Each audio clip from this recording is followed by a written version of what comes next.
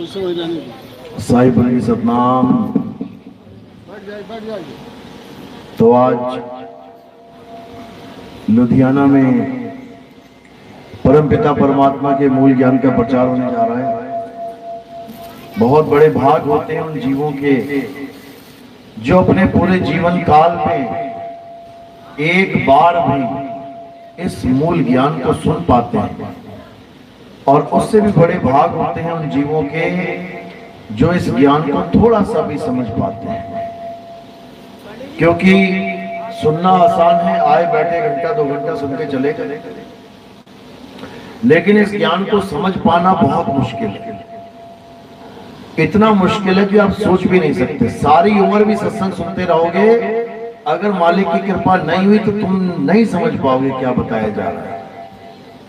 बंदी छोड़ की दया नहीं हुई तो तुम कुछ नहीं समझ पाओगे आखिर चल क्या रहा है मामला यहाँ पे। लेकिन अगर मालिक की दया हो गई तो एक ही सत्संग तुम्हारे हृदय में बस जाएगा, एक ही सत्संग में तुम्हारी जागृति हो जाएगी, एक ही सत्संग में सारा खेल समझ में आ जाएगा कि आखिर इस दुनिया में हम आए क्यों हैं, करना क्या है। ये तब होगा जब परमात्मा की दया होगी तुम पे, और दया नहीं है तो कुछ समझ में नहीं आएगा कि क्या बताया जा रहा है।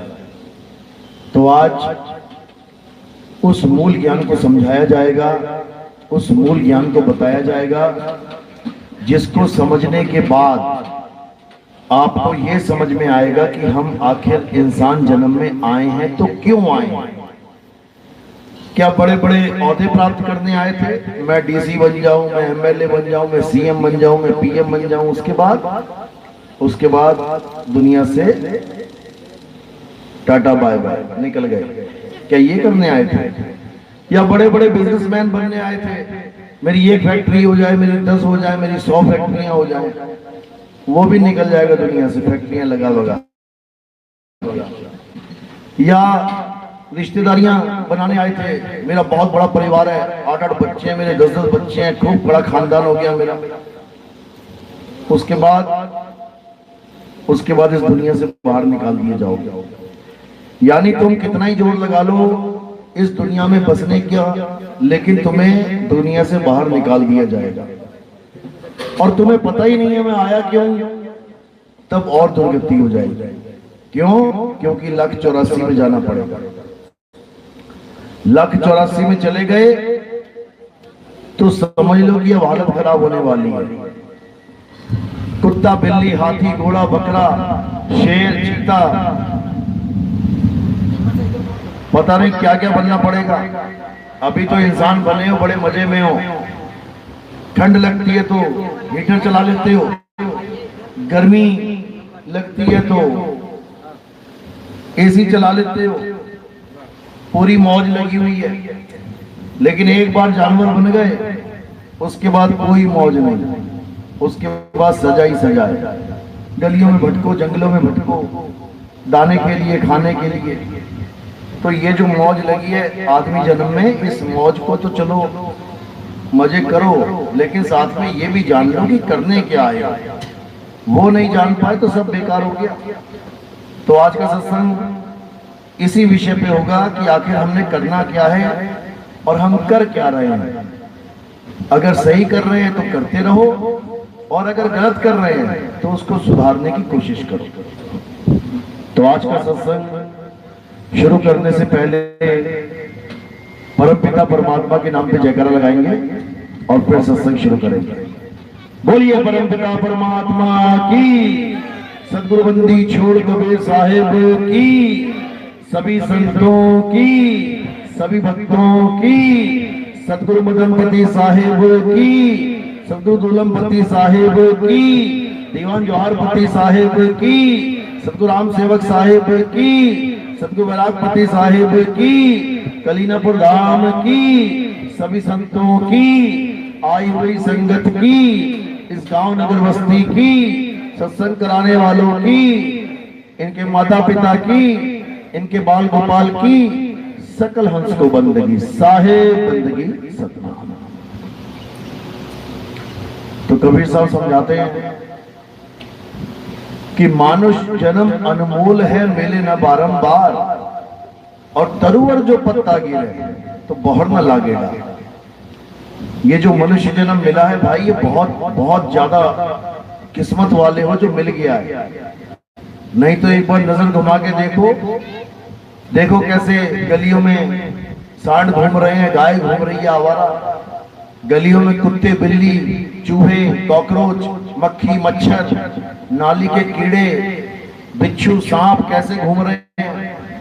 जंगलों में देखो शेर चीते हाथी घोड़े कैसे बेचारे भटक रहे हैं। जन्मों जन्मों की दौड़ है ये, एक आधा जन्म नहीं, जन्मों जन्मों की दौड़ है। 84 लाख जन्म भुगतने पड़ेंगे तब जाकर एक बार इंसान का जिस्म मिलेगा, इंसान का शरीर मिलेगा। बाकी शरीरों में और इंसान के शरीरों में कोई ज्यादा खास फर्क नहीं है। बाकी शरीर जानवरों के वो भी खाते पीते हैं, इंसान भी खाता पीता है। वो भी सुख दुख महसूस करते हैं, इंसान भी सुख दुख महसूस करता है। वो भी बच्चे पैदा करते हैं, इंसान भी बच्चे पैदा करता है। वो भी अपने बच्चों की रक्षा करते हैं, इंसान भी अपने बच्चों की रक्षा करता है। कोई ज्यादा खास फर्क नहीं है। बस यही है कि इंसान का चूल्हा ऐसा है और जानवर का वैसा है, इससे ज्यादा खास फर्क नहीं है। जो सबसे बड़ा फर्क है वो क्या है? ऐसी कौन सी चीज है जो केवल इंसान कर सकता है और जानवर नहीं कर सकते? वो है भक्ति, सच्ची भक्ति। और भक्ति से क्या मिलेगा? मुक्ति। झूठी भक्ति जानवर कर सकते हैं लेकिन सच्ची भक्ति नहीं कर सकते। झूठी भक्ति कैसे? आप देखोगे फिल्मों में कई बार जानवरों को ट्रेंड कर दिया जाता है कि मंदिर जाओ, मस्जिद जाओ, गुरुद्वारे जाओ, चर्च जाओ, वहां जाके वो ऐसी एक्टिविटी करने लग जाते हैं कि लोग कहते हैं अरे तो पूजा कर रहा है, ये तो धार्मिक हो गया है।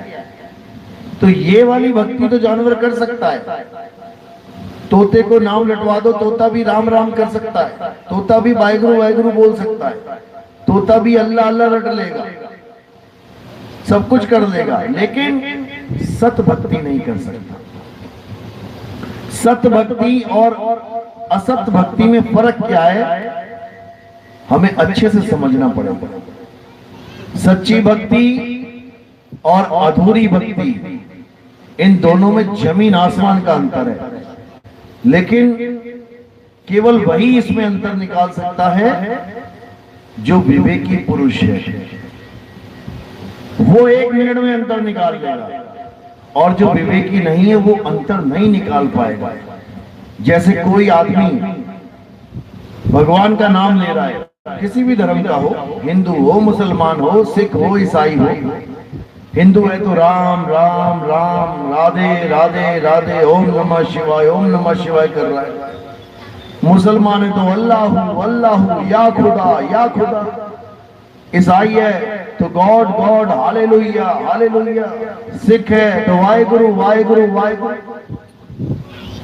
अब जब इस कंडीशन में हम किसी को देखेंगे तो हमें ऐसा ही लगेगा कितना धार्मिक बंदा है, भगवान का नाम ले रहा है, इसकी मुक्ति तो पक्का है, ये तो पक्का मुक्त हो जाएगा।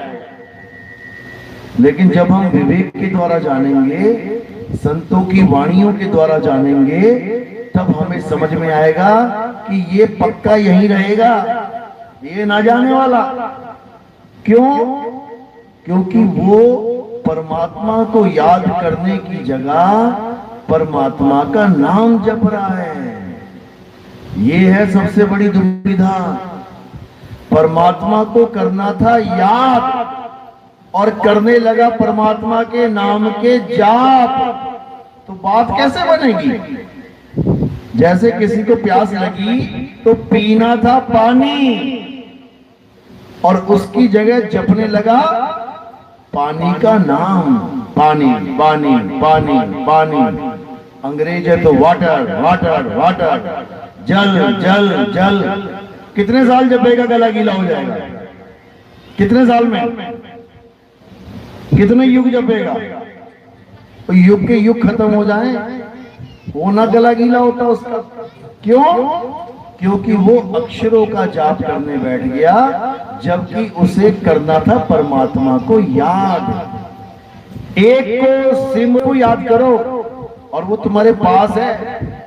बंदे खोज को याद करो और वो तुम्हारे पास है। बंदे खोज दिल हर रोज, यानी तुम्हारे दिल में बैठा है वो, ये वाला दिल नहीं है वो, इसमें खून है। जो असली दिल है, जिसको हृदय कहा जाता है, हृदय, वो कुछ और है। उसका नाम है अविनाशी आत्मा। परमात्मा कहाँ बैठा है, कहाँ रहता है? हमारी आत्मा में रहता है। और हम अपनी आत्मा को जानते नहीं। आत्मा को जानते नहीं तो खोज पाते नहीं, क्योंकि आत्मा में ही खोजना है। आत्मा को नहीं खोज पाए तो कहां खोजने लग जाते हैं? या तो काया में या माया में। काया क्या? ये काया। माया क्या? सामने माया। या मंदिर मस्जिद गुरुद्वारे में चले जाएंगे, या फिर इस काया में ढूंढने लग जाएंगे, आंखें बंद करके, कान बंद करके। दोनों से बात नहीं बनेगी। क्या कहते हैं? का भयो दो लोचन मूंद के, बैठ रहे हो बक ध्यान लगायो, नाथ प्रियो सात समुद्र, लोग गयो पर लोग गवायो। कहते सातों समुद्र में नहाने चला गया, मंदिर मस्जिद में चला गया, लेकिन उसका लोक और परलोक दोनों चला गया। आंखें बंद करके भक्ति करने लग गए। लोग सोच रहे बहुत बड़ा भगत है, लेकिन नहीं, परमात्मा का भेद नहीं पड़ा। क्रूर क्रिया और जो सभी जग, श्री भगवान का भेद न पाया। जो श्री भगवान का भेद पा लेते हैं उन्हें ही भगवान मिलता है। जो नहीं पाते हैं वो अपना मनमुखी साधना करते हैं। कोई कह रहा है इस दिशा में देख लूं, यहाँ मिल जाएगा। कोई कहता है इस दिशा में खोज लूं, यहाँ मिल जाएगा। कोई कहता है इधर खोज लूं, कोई कहता है इधर खोज लूं। कोई पत्थर में ढूंढ रहा है, कोई पानी में ढूंढ रहा है, कोई आग में ढूंढ रहा है, कोई आसमान में ढूंढ रहा है। कहीं ना कहीं बेचारे ढूंढते जा रहे हैं। ढूंढना कहाँ है? आत्मा में ढूंढना है। गुरु ग्रंथ साहब में वाणी दर्ज है, आत्म में राम, राम मही आत्म, चीनस गुरुमुख विचारे। अगर परमात्मा को ढूंढना है तो वो एक ही जगह मिलेगा। अगर घी को ढूंढना है, घी को ढूंढना है, एक ही जगह मिलेगा। कहां मिलेगा? दूध में, और कहीं नहीं मिलेगा। ना पेड़ पे मिलेगा, ना जमीन में मिलेगा, ना आसमान में मिलेगा। घी कहां मिलेगा? दूध में। तिल का तेल कहां मिलेगा? तिल में। तिल में मिलेगा तिल का तेल, लेकिन तिल का पता ही नहीं है कहां है, भटकते रहो। इसलिए कबीर साहब कह रहे हैं, जल में मीन प्यासी, मोहे देखत आवे हासी, आत्म ज्ञान बिना नर भटके, कभी काबा कभी काशी। कौन से ज्ञान के बिना? आत्म ज्ञान के बिना। आत्मा ही है जो हर धर्म में प्रधान है। गुरु ग्रंथ साहब में तो यहां तक लिख दिया कि आत्म देव पूजिए, गुरु के सहज सुभाए, आत्मेनो आत्मे दी प्रतीत, ते घर ही परचा पाए। यानी अगर कुछ पूजना है इस दुनिया में, कुछ पूजनीय है, तो वो केवल आत्म देव पूजनीय है। क्यों? कारण क्या है? क्योंकि आत्मा अजन्मा है, आत्मा नित्य है, आत्मा शाश्वत है, आत्मा पुरातन है। ये आत्मा ही सत्य सनातन है।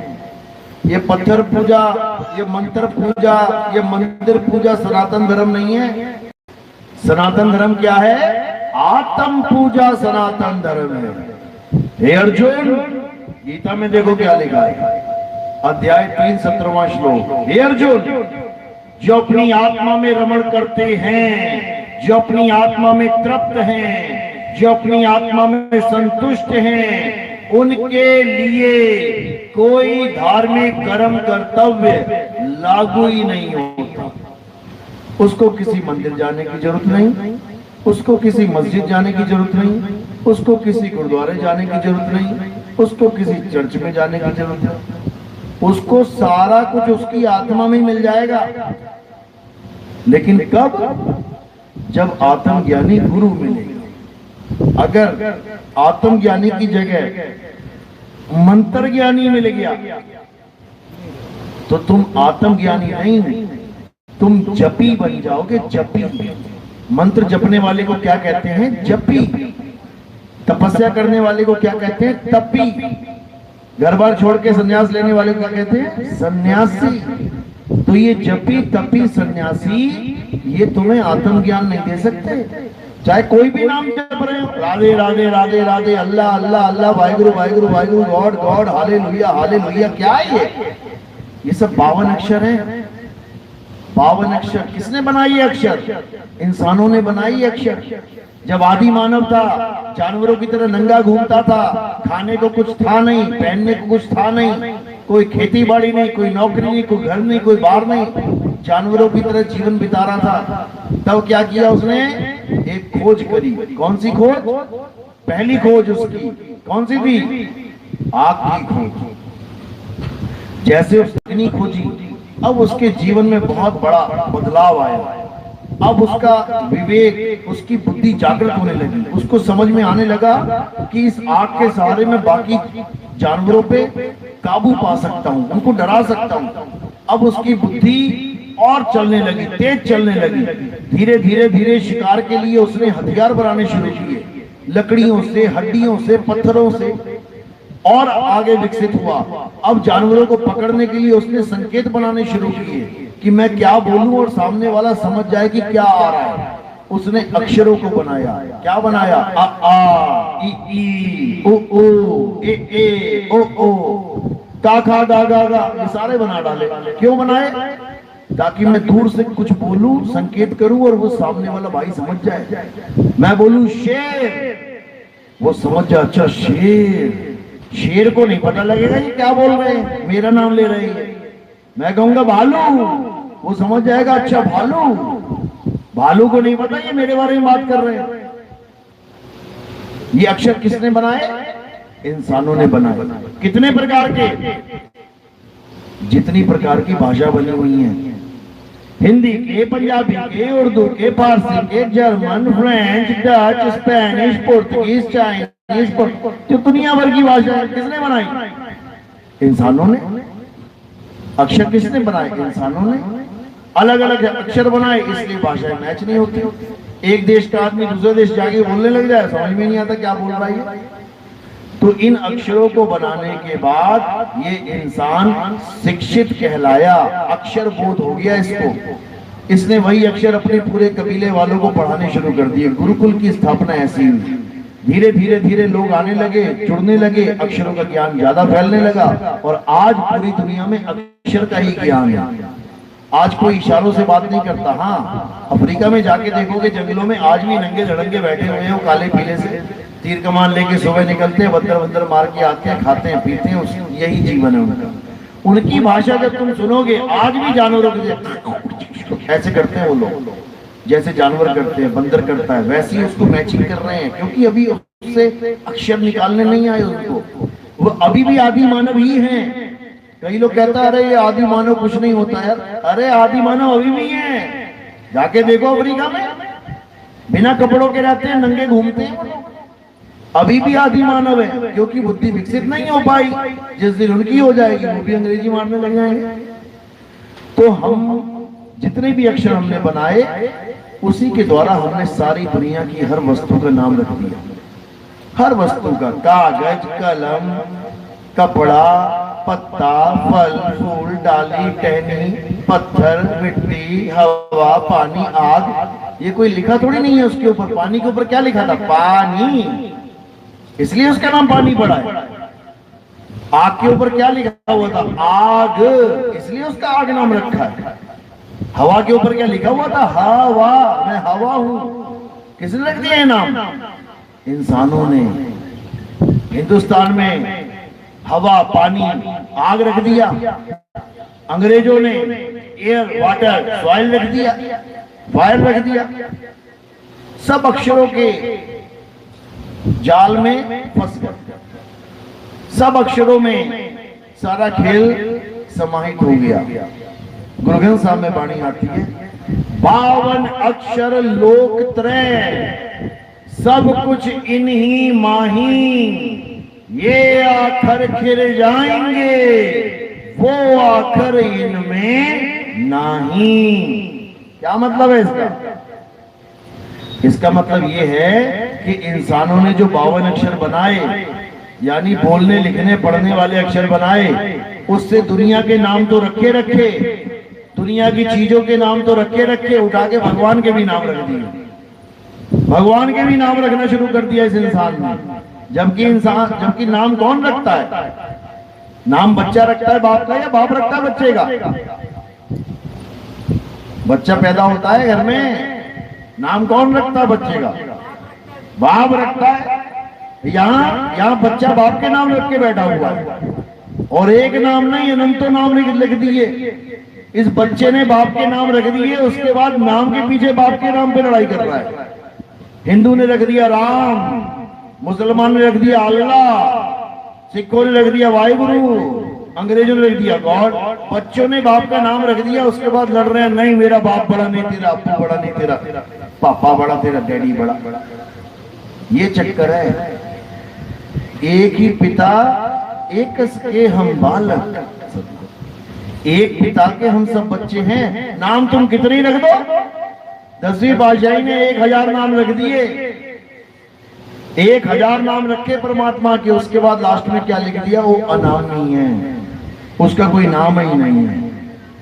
इसलिए परमात्मा का नाम अनामी भी है, यानी उसका कोई नाम है ही नहीं, लेकिन इंसानों ने अपनी भाषा में रख दिए। अब रख दिए तो रख दिए, अब लगा हुआ करोड़ों नाम रख दिए, और उसी को जपने से सोच रहा है मेरी मुक्ति हो जाएगी। कबीर साहब समझा रहे हैं, कोटि नाम संसार में, इनसे मुक्ति ना होए, गुप्त नाम सतपुरुष का, बुझे बिरला कोई। यानी करोड़ों नाम संसार में है भाई, इससे मुक्ति होने वाली नहीं है। मुक्ति किससे होगी? गुप्त नाम सतपुरुष का। एक ऐसा नाम है जो गुप्त है, वो किसी को नहीं पता, पूरे संसार में किसी को नहीं पता वो नाम, वो केवल एक शख्स को पता है। और वो कौन है? वो परमपिता परमात्मा है, जिसे अपना खुद का नाम पता है, बाकियों को नहीं पता उसका नाम। उसका नाम ना पता होने के कारण अपने अपने नाम रखते फिर रहे हैं। जो उसका नाम है वो क्या है? सतनाम। अब ये मत सोचना कि सतनाम, इसमें भी तो सा ता ना मा, इसमें भी तो अक्षर लग गए हैं। ये अक्षर उसकी तरफ संकेत कर रहे हैं, ये अक्षर जपने नहीं है, ये संकेत है उसकी तरफ। जैसे चीनी सामने पड़ी है तो मैं कहूं मीठी है, अब मीठी उसका नाम नहीं है, वो जब मुंह में डालोगे तब पता लगेगा मीठी होता क्या है। इसी प्रकार जब हम कह रहे हैं सतनाम, तो सतनाम जपना नहीं है, वो सत्य है। तुम्हें ये समझ में आएगा कि सत्य होता क्या है। आदि सच, जुगाद सच, है भी सच, नानक होसी भी सच।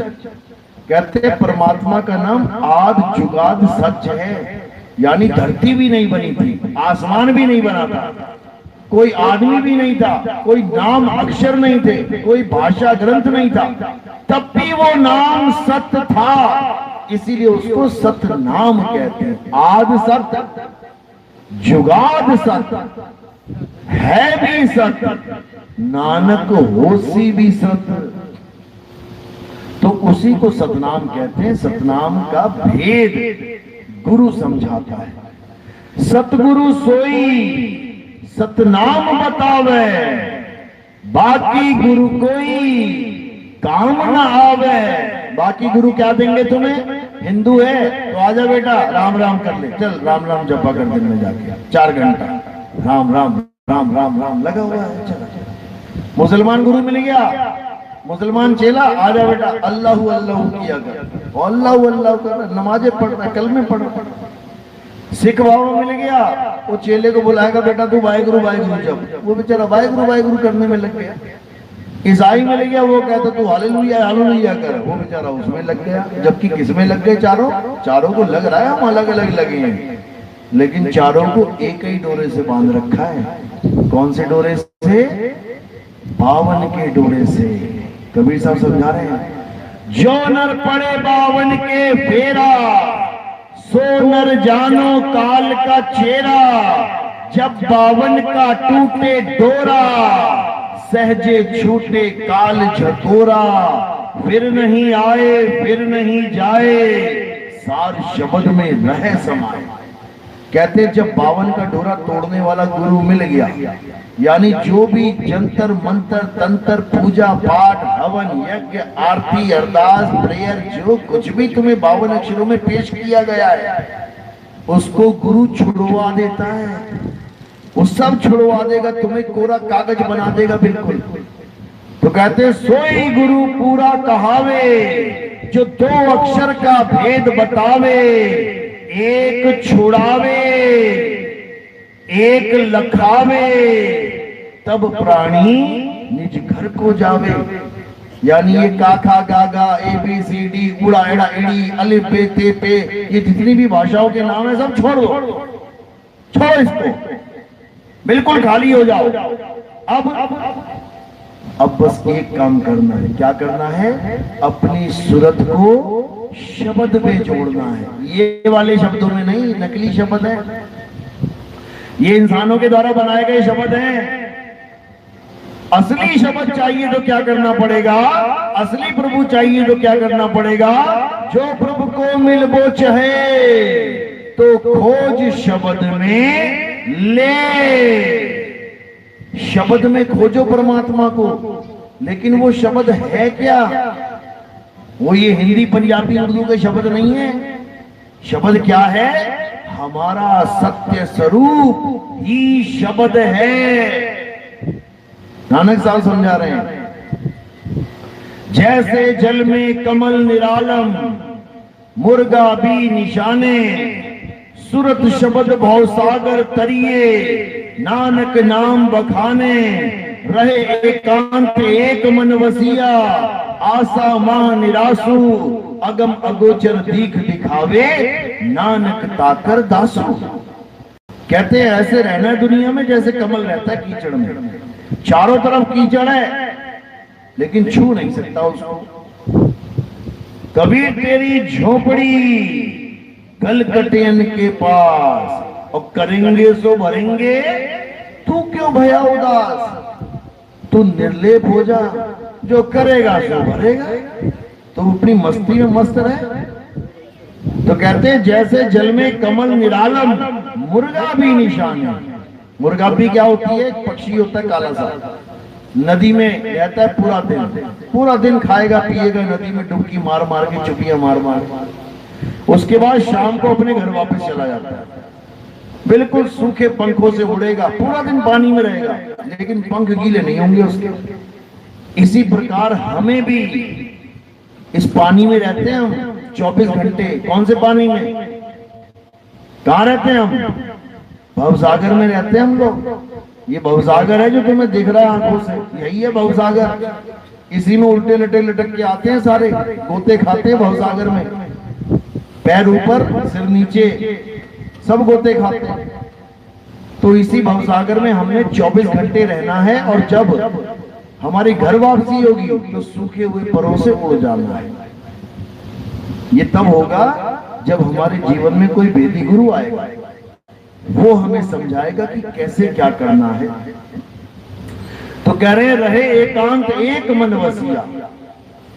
एकांत में रहना सीख जाओगे और एक को मन में बसाना सीख जाओगे, फिर बार बार जगह जगह माथे नहीं झुकेंगे तुम्हारे। एक वो एक क्या है? वो सत्य है, सत्य। उसी सत्य को श्री अकाल पुरुष कहते हैं, इसीलिए कहते हैं सत्य श्री अकाल। सत्य कौन है? श्री अकाल पुरुष ही सत्य है। फिर वो अकाल पुरुष, अकाल पुरुष का मतलब क्या होता है? जिसको काल नहीं खा सकता, जिसको काल यानी मृत्यु नहीं मार सकती। कौन है वो? वो आत्म देव है।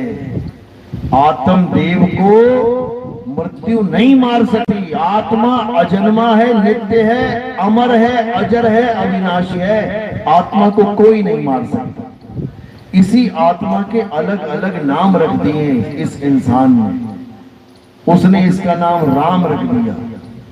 राम यानी जो मेरे अंदर रमा हुआ है, उसे रमता राम कहते हैं। कस्तूरी कुंडल बसे मृग ढूंढे वन माही, ऐसे रमता राम है ये दुनिया जाने नाही। वो रमता राम कहाँ रमा हुआ है? वो हम सब में रमा हुआ है। सब घट मेरा साइया सोनी सेज न कोए, बलिहारी व घट की जिस घट प्रगट हुए। कहते बलिहार जाते हैं जहां प्रगट हो जाए। है सब में लेकिन प्रगट नहीं है सब में। एक भी ऐसा नहीं जिसके पास आत्मा ना हो। हाथ खड़ा करो जरा जिसके पास आत्मा नहीं है। सबके पास आत्मा। हाथ भी ना खड़ा कर पाओगे आत्मा ना हो तो।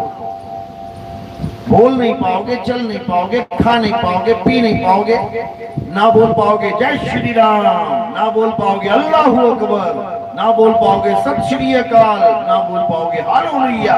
कुछ नहीं। किसकी वजह से बोल रहे हो? आत्मा की वजह से। और उसी को नहीं जानते। जिसकी वजह से सारे काम सिद्ध हो रहे हैं उसी को नहीं जानते। उसके अलावा सबको भगवान मान लिया तुमने। को भगवान मान लिया, लोहे को भगवान मान लिया, पीतल को भगवान मान लिया, चांदी को मान लिया, कांसे को मान लिया, धातु को मान लिया, सीमेंट के भगवान पूज लिए, प्लास्टिक के भगवान पूज लिए, क्ले मिट्टी के भगवान बन गए आजकल।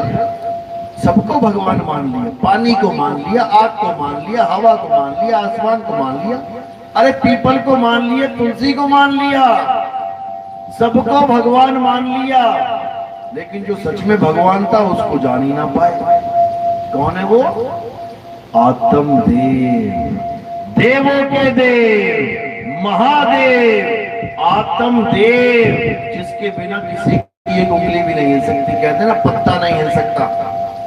कहते हैं भगवान की मर्जी के बिना पत्ता नहीं हिल सकता। भगवान की मर्जी के बिना बम फूट रहे हैं यहाँ पे, परमाणु बम दागे जा रहे हैं, यहाँ पे चोरी डकैती बलात्कार हो रहे हैं। वो भगवान की मर्जी है क्या? तो बिना भगवान की मर्जी के कैसे हो रहा है सब कुछ? जिस पत्ते की बात चल रही है वो ये पत्ते नहीं है। पता, पा यानी पांच, ता यानी तत्व। ये जो 5 तत्वों का शरीर है ये बिना उसकी मर्जी के नहीं हिल सकता। वो तुम्हें ताकत दे रहा है तो हिल रहा है, और उसने अपनी ताकत वापस खींच ली तो तुम यहीं औंधे मुंह गिर पड़ोगे। तुम्हारी उंगली तक नहीं हिलेगी, यहीं खेल खत्म हो जाएगा। जो तुम सोचते हो मैं डीसी में ये मैं वो, वहां लाश बन के पड़े रहोगे, कोई ना उठाने वाले। तो साहिब यही समझा रहे हैं कि इससे पहले कि तुम्हारी दुर्गति हो जाए तुम उस आत्मदेव को जान लो। बस हमारे जीवन का एक ही लक्ष्य है। ये मंदिर मस्जिद गुरुद्वारे लक्ष्य नहीं है, ये तो उसकी यादगार है। जितने मर्जी बना लो। तुम्हारी शादी होने वाली है किसी लड़के से, तुमने उसकी खूब पेंटिंग बना ली, एक बनाई, दूसरी बनाई, तीसरी बनाई, चौक पे लगा दी, हर दीवार पे लगा दी, हर जगह लगा दी। उससे क्या हो जाएगा? उससे कुछ होगा क्या? जब तक वो तुम्हें मिला नहीं, तुम्हारी शादी नहीं हुई, लगाते रहो उससे। ये लगाने के लिए आए थे दुनिया में? बिल्कुल नहीं। मुद्दा है हमारा ब्याह का, शादी का। हमारी शादी हो जाए तो एक भी पोस्टर की जरूरत नहीं है। शादी हो जाए, पति मिल गया, एक भी फोटो की जरूरत नहीं है। जब तक पति नहीं मिला खूब फोटो लगाओ, खूब याद करो उसको। लेकिन केवल याद करने से मिल थोड़े नहीं जाएगा। उसका तरीका होता है, उसकी विधि होती है। वो सदगुरु बताते हैं, वो भेद बताते हैं। तो यही कबीर साहब समझा रहे हैं कि जितने मंदिर मस्जिद गुरुद्वारे हैं ये हमें परमात्मा की याद दिलाने के लिए तो ठीक है, लेकिन कहो कि उसके अंदर जाके तुम्हें परमात्मा मिल जाएगा तो नहीं मिलेगा। परमात्मा कहाँ मिलेगा? तुम्हारी आत्मा में परमात्मा विराजमान है। अपनी आत्मा में खोजना है तब मिलेगा। मोह को कहाँ ढूंढे रे बंदे, मैं तो तेरे पास में। ना मैं जप में, ना मैं तप में, ना एकांतवास में, ना मंदिर में, ना मस्जिद में, ना काबे कैलाश में। क्या कह रहे हैं? खोजी होए तुरंत मिल जाऊं। अगर खोजी हो जाओ, यानी अटल प्रतिज्ञा कर लो कि मैंने इस जन्म में खोजना ही खोजना है मालिक, नाम नहीं जपना। अगर ये दृढ़ निश्चय कर लिया तो जरूर मिलेगा वो। खोजी होए तुरंत मिल जाऊं, एक पल की तलाश में, कहें कबीर सुनो भाई साधो, मैं तो हूं विश्वास में, अंधविश्वास में नहीं कि तुम पत्थर को भगवान मान लो। पत्थर ना तो कभी भगवान था, ना है, ना होगा। कारण क्या है? क्योंकि ना तो राम जी कभी पत्थर के थे, ना श्याम जी कभी पत्थर के थे, ना हनुमान जी पत्थर के थे, ना शनिदेव पत्थर के थे, ना दुर्गा माता पत्थर की थी, ना भोले शंकर पत्थर के थे, ना पार्वती ना गणेश पत्थर के थे। तो पत्थर का कैसे बन गया भगवान?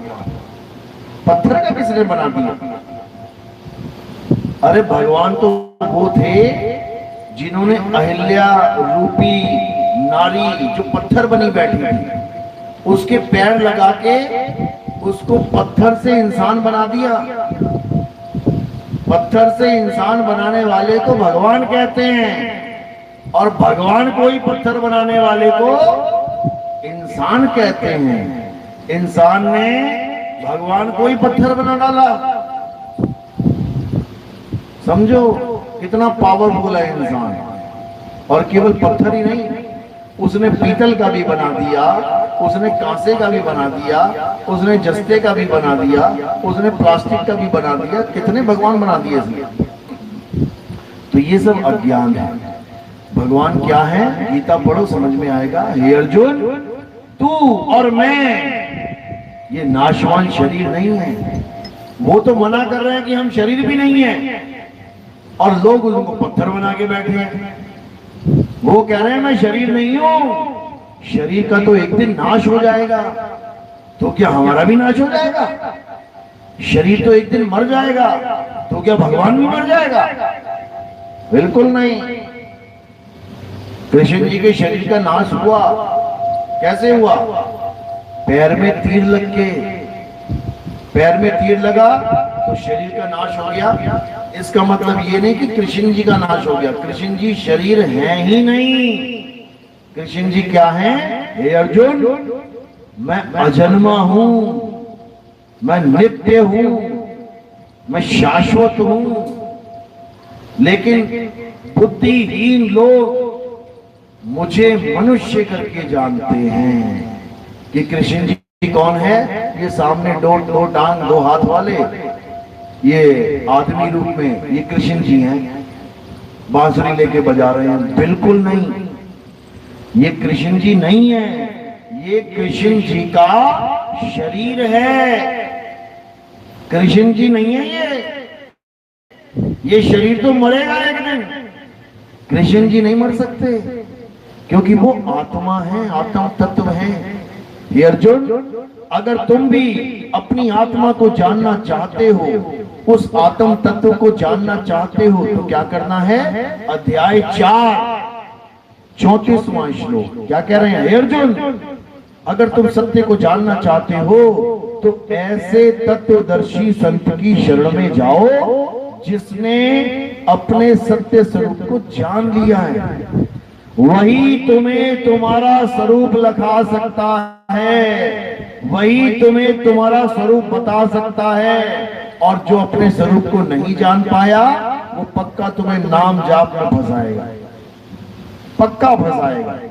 क्यों? क्योंकि गुरु या तत्व ज्ञान देगा या उसका नाम देगा, और तीसरी ऑप्शन नहीं है कोई। या तो तत्व ज्ञान देगा, या तो पानी पिलाने वाला गुरु होगा, प्यास लगी है बेटा ले पानी पी, या फिर पानी पानी जपवाने वाला गुरु होगा, और सारी उम्र तुम्हें पानी पानी जपवाता रहेगा। पानी पानी करते करते प्यासा ही मर जाएगा। आज से 500-600 साल पहले बाबा नानक ने ये वाणी बोली थी। कौन सी? राम राम करता सब जग फिरे, राम न पाया जाए। क्यों बोला ये? राम राम करता जग फिरे, राम न पाया जाए, कि जितने भी ये राम राम करने वाले सारे ब्राह्मण, सारे पंडित जी जितने बैठे हुए थे, सब राम राम राम राम कर रहे थे। लोगों को भी राम राम में लगा दिया, सारे लग गए राम राम राम राम। नानक साहब को बोलना पड़ा ये, राम राम करता जग फिरे, राम ना पाया जाए। ऐसे राम नहीं मिलता कि तुमने राम को माला पे गिन लिया और हो गया काम, बिल्कुल नहीं। लेकिन आज क्या हो गया, उसी बाबा नानक के जो पंथ के लोग हैं वो राम राम छोड़ के वाहेगुरु वाहेगुरु वाहेगुरु कर रहे हैं। अरे बात तो एक ही है, वाहेगुरु करता जग फिरे, वाहेगुरु पाया ना जाए। राधे राधे करते जग फिरे, राधे पाया ना जाए। अल्लाह अल्लाह करता जग फिरे, अल्लाह पाया ना जाए। बात तो वही है, क्योंकि ये सब करने में लगे हुए हैं, रटने में लगे हुए हैं। रटना नहीं है, क्या करना है? सुरत शब्द भव सागर तरिए, नानक नाम बखाने। सुरत और शब्द, इन दोनों का भेद प्राप्त करना है। क्या होती है सुरत और क्या होता है शब्द? इन दोनों का भेद पता लग गया, अब 101% मुक्ति हो जाएगी तुम्हारी। क्यों? क्योंकि इस काया में सुरत ही है जो इस काया को जीवित रखती है। जो तुम्हें लग रहा है मैं जिंदा हूं, मैं जिंदा हूं, कैसे जिंदा हूं? क्योंकि सुरता है तुम्हारे शरीर में। जैसे सुरता शरीर को छोड़ देगी, ये सुरत शरीर को छोड़ देगी, ये निढाल होके गिर जाएगा। सारा खेल सुरत का है। सुरत वापस अपने शब्द में नहीं जा पा रही है, तो एक शरीर को छोड़ के दूसरे में आती है, दूसरे को छोड़ के तीसरे में आती है, तीसरे को छोड़ के चौथे में आती है। करते करते करते 84 लाख भोग लेती है। तो ये 84 लाख खत्म कब होगी? जब इसी सुरत को शब्द भेदी गुरु शब्द का भेद बता देगा, तब ये सुरत कहां चली जाएगी? सुरत समाए शब्द में, वाको काल न खाए, जाप मरे अजपा मरे, अनहद भी मर जाए। यानी जितने भी नकली गुरु हैं, ये तुम्हें 3 प्रकार की साधनाएं देंगे। कौन कौन सी? एक तो जपने वाली, जपो बेटा जो मर्जी जपो, एक तो ये साधना। दूसरी श्वासों की अजपा जाप वाली, श्वासों पे जपो, मुंह पे मत जपो, मन में मत जपो, श्वासों पे जपो, इसको अजपा जाप कहते हैं। तीसरी साधना कानों में उंगलियां डाल के उन 5 अनहद नादों को सुनो। कहते हैं मुंह से भी नहीं जपना है, श्वासों में भी नहीं जपना है। इन 5 को अपनी सुरत के द्वारा, इन 5 शब्दों को सुरत के द्वारा सुनना है, तब मुक्ति होगी। नहीं होगी, नहीं होगी।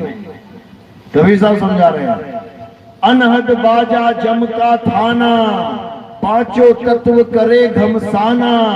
अनहद बाजा विधि विधि बाजे, सार शब्द न्यारी धुन गाजे। दोनों प्रकार के शब्दों का भेद बता दिया। अनहद बाजा जम का थाना, जम यानी जमराजा, थाना यानी अड्डा। तो कह रहे हैं अनहद बाजा जम का थाना, जम का अड्डा है, इसी में बैठाएगा तुम्हें ले जाके, इसी में उलझाएगा ये। अनहद बाजा जम का थाना, 5 तत्व करे घमसाना। यही 5 तत्व अपनी अपनी 5 धुनों को सुना सुना के इस जीव को पागल बनाने में लगे हुए हैं। और जीव सोच रहा है मुझे 5 नाम मिल गए, 5 अनहद नाद मिल गए, 5 धुनें मिल गई, 5 प्रकाश मिल गए, अब मेरी मुक्ति हो जाएगी। कभी नहीं होगी, कभी नहीं होगी। तो कह रहे हैं अनहद बाजा विधि विधि बाजे। ये अनहद बाजा विधि विधि यानी अलग अलग तरीके से बजेगा। कान में उंगलियां डालो, कभी मृदंग सुनाई देगा, कभी वीणा सुनाई देगी, कभी बांसुरी सुनेगी, कभी शंख, कभी नगाड़े बजेंगे। सब नकली माल है, झूठ है। अनहद बाजा विधि विधि बाजे, सार शब्द न्यारी धुन गाजे। जो सार शब्द है वो न्यारी धुन है, वो बिल्कुल अलग है, वो एक रस अखंड है, वो खंडित नहीं होती कि आज कुछ और बज रही है, कल कुछ और बजने लग जाए, परसों कुछ और बजने लग जाए। वो अखंडित, वो निरंतर है। निरंतर यानी जिसमें कोई अंतर ना हो। शब्द निरंतर से मन लागा, मलिन वासना त्यागी, उठत बैठत कबहू न छूटे, ऐसी ताड़ी लागी। उस शब्द निरंतर से जुड़ना है जो सदा सदा के लिए अजर अमर अविनाशी अखंड है। जैसे तुम उससे जुड़ते हो तो वो क्या करता है, अरे कीट न जाने भृंग को गुरु कर ले आप समान। वो तुम्हें अपने समान कर देगा, यानी वो अजर अमर अविनाशी है। तुम इस नाशवान शरीर में फंसे हो, वो तुम्हें खींच के अपने में समा लेगा। सूरत समाए शब्द में, वाको काल ना खाए। उसके बाद ये जन्म मरण का चक्कर खत्म और तुम सदा सदा के लिए मुक्त हो जाओगे। कोई माई का लाल तुम्हें किसी गर्भ जून में नहीं डाल सकता, मतलब ही नहीं है।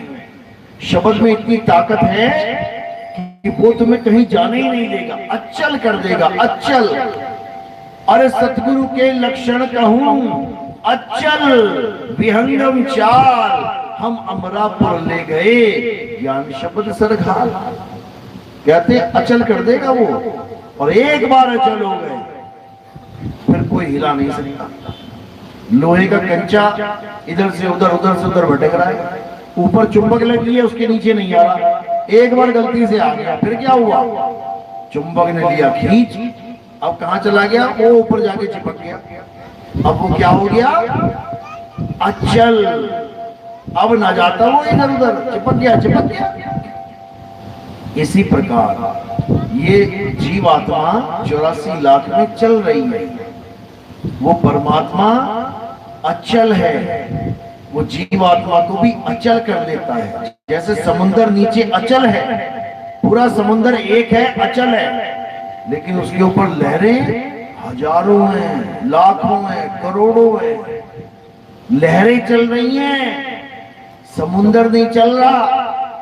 समुद्र अचल है, लहरें चलायमान है। अब कोई लहर अचल होना चाहती है तो क्या करे, हवा का साथ छोड़ के वहीं से नीचे आ जाए, नीचे अचल में आके मिल जाए, वो भी अचल हो जाएगी। और कुछ नहीं करना है। तो क्या करना है, ये पूजा पाठ हवन यज्ञ ठीक है, अच्छी बात है, आज तक किया अच्छी बात है, बुराई इसमें भी नहीं है। ये मंदिर मस्जिद गुरुद्वारे चर्च अच्छी बात है, जैसा धर्म में आपका जीवन आया है, जन्म मिला है, माता पिता के संस्कार मिले हैं, अच्छी बात है, बुरा इसमें भी कुछ नहीं है। लेकिन कब तक अच्छी बात है, जब तक तुम्हें आत्मज्ञानी गुरु ना मिल जाए, तब तक खूब पूजा करो, पाठ करो, हवन करो, यज्ञ करो, मंदिर जाओ, मस्जिद जाओ, गुरुद्वारे जाओ, हर जगह जाओ। लेकिन जब तुम्हें आत्मा का पाठ पढ़ाने वाला कोई गुरु मिल गया, अब तुम्हें आगे बढ़ जाना चाहिए, अब तुम्हें आत्म तत्व को जानना चाहिए। ये मंदिर मस्जिद गुरुद्वारे तो इंसानों ने बनाए हैं, ढह जाएंगे एक दिन, लेकिन जो आत्म तत्व है वो किसी इंसान ने नहीं बनाया है, वो स्वयं से है। उसी को सैभंग कहते हैं, सिखों में सैभंग, गुरु प्रसाद कहते ना, एक को सतनाम, वो एको है, एक ओंकार नहीं है, वो एक को यानी एक बना के पूरा लगा दिया। एक को कहते, एक को सिमरो नानका, एक का माई जुगत पियाई। एक को यानी एक ही है, वो कौन, सतनाम। सतनाम कौन है, ये परमात्मा ही सतनाम है। एक को सतनाम कौन है, वो कर्ता पुरुष है। वो एक को सतनाम कर्ता पुरुष, निर्भय, वो किसी से डरता नहीं है, निर्वैर, वो किसी को मारता नहीं है, अयोनी यानी किसी जून में नहीं आता। लोग कहते हैं हर जून में परमात्मा है, बिल्कुल नहीं है। आदमी के शरीर में परमात्मा है, बिल्कुल नहीं है। अयोनी सैभंग गुरु प्रसाद, जब गुरु के द्वारा प्रसाद मिलेगा, कौन सा, ज्ञान प्रसाद, तब समझ में आएगा। गुरुद्वारे वाला कड़ी लंगर प्रसाद नहीं, उसको खा के तो डकार आएगा, ज्ञान नहीं आएगा, समझो। तो ज्ञान किससे आएगा, गुरु प्रसाद। जब हम वाणी को पढ़ेंगे तब हमें समझ में आएगा। जब हम सत्संग को सुनेंगे तब हमें समझ में आएगा। जब हम संतों के साथ रहेंगे तब हमें समझ में आएगा वाणी कहती क्या है। तो कहते हैं वाणी गुरु, गुरु है वाणी, और बिच वाणी अमृत सारे। सारे अमृत उसी में है, सारे अमृत का भेद उसी में है। अमृत यानी जो कभी मरे ना, अमृत, मृत यानी मुर्दा, आ लगा दिया, अमृत यानी जिंदा, सदा सदा के लिए जिंदा। तो वो अमृत क्या है, कहाँ है? नौ द्वार नहोदर फीके, रस अमृत दसवें चुईजे। जब ये भेद समझ में आ जाएगा तो तुम्हें पता लग जाएगा तुम्हारा अमृत कहाँ है। उसके बाद तुम अमृत के लिए दौड़ोगे। अमृत पाने के लिए दौड़े थे ना देवी देवता और राक्षस, अमृत के लिए दौड़ लगा रखी थी उन्होंने, मेरा मेरा मेरा मेरा। धनवंतरी बेचारा वो घड़ा ले लेके घूम रहा था, भागता भागता फिर रहा था आगे। तो तब तुम भी भागोगे अमर होने के लिए, अमरता के लिए, तब बात बनेगी। मेरी बात समझ में आ रही है कि नहीं? किस किस के समझ में आ रही है? हाथ खड़ा करो। अरे क्या बात है, बहुत बढ़िया। एक बार फिर से करो, ये बहुत बढ़िया। ये बात बताई किसकी जा रही है? आत्मा की। ये बात याद कब तक रखनी है? कब तक याद रखनी है? दूध में नींबू नहीं डाला जाता, पता है ना? दूध में नींबू नहीं निचोड़ा जाता। मम्मी ने सिखाया था बचपन में। कब तक याद रखना है?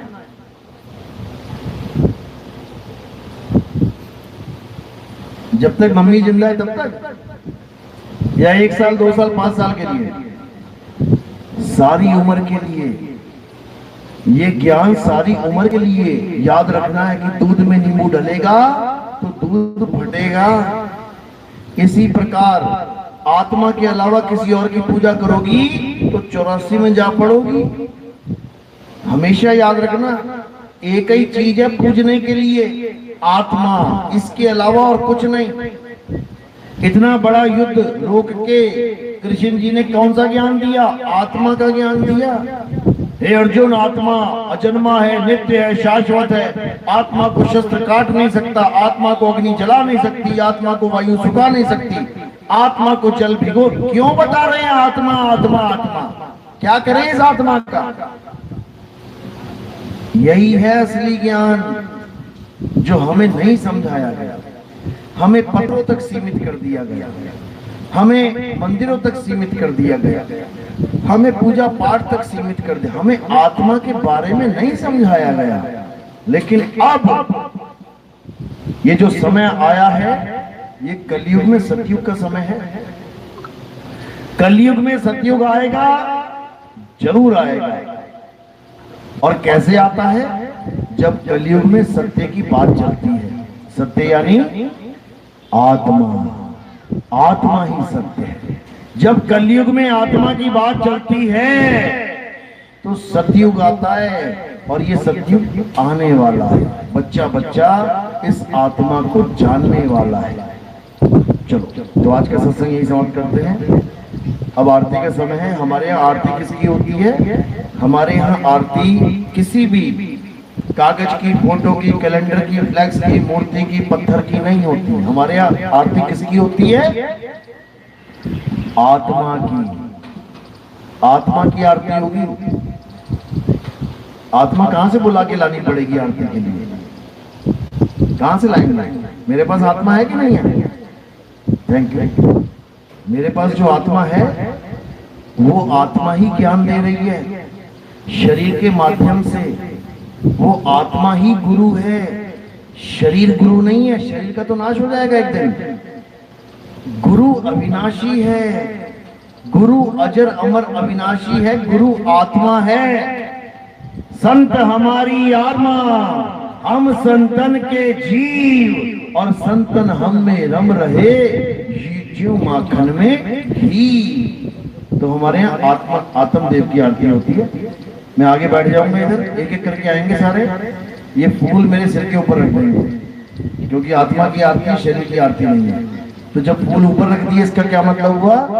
कि काया से परे इन फूलों को समर्पित कर दिया गया। तो ये कहाँ समर्पित हो जाते हैं? ये आत्मदेव के चरणों में समर्पित हो जाते हैं। पैरों में फूल नहीं रखने हैं, फूल केवल सिर के ऊपर ही रखने हैं। कोई प्रचार प्रसार में योगदान करना चाहेगा, जैसा आपको पता है कि टीवी में हमारे प्रचार चलता है, उसके लिए बहुत सा पैसा देना पड़ता है जीवों को जगाने के लिए, तो उसमें आप योगदान भी कर सकते हैं। कोई बंधन नहीं है, जो जिसकी जैसी इच्छा हो वैसा कर सकता है। लेकिन हमारा एक ही लक्ष्य है, जैसे आपको पता है कि हमने कोई आश्रम भी नहीं बनाया, हमने अपने रहने के लिए तक आश्रम नहीं बनाया, क्योंकि हमारा लक्ष्य आश्रम बनाना है ही नहीं।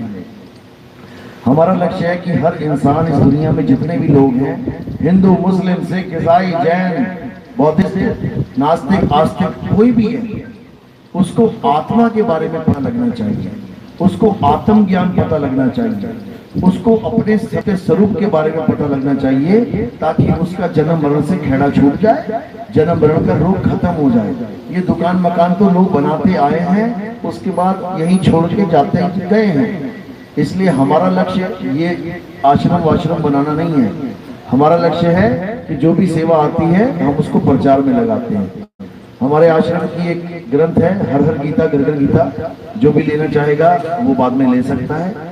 पैम्फलेट भी मिलेंगे आपको, विजिटिंग कार्ड्स भी मिलेंगे, ये सब प्रचार में हम सब कुछ लगाते हैं। तो अब आरती शुरू होगी और आरती के बाद भोजन भंडारा होगा। नाम दीक्षा वाला तो नहीं है? कोई हाथ खड़ा करो, कोई प्रथम दीक्षा लेने आया है? पहली दीक्षा लेने कोई आया है? दूसरी दीक्षा वाला है कोई? चलो, बहुत बहुत बोलिए सतगुरु बंदनी छो, सतगुरु सत्य कबीर साहेब की सदा ही जय हो। सब नाम साहिब बनेगी।